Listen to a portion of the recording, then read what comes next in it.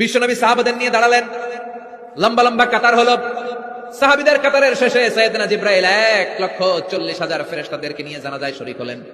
বিশ্বনবী 4 তাকবীর দিয়ে জানাজা পড়লেন, আল্লাহু আকবার, আল্লাহু আকবার, আল্লাহু আকবার, আল্লাহু আকবার। 4টা তাকবীরের মধ্য দিয়ে জানাজা শেষ করলেন।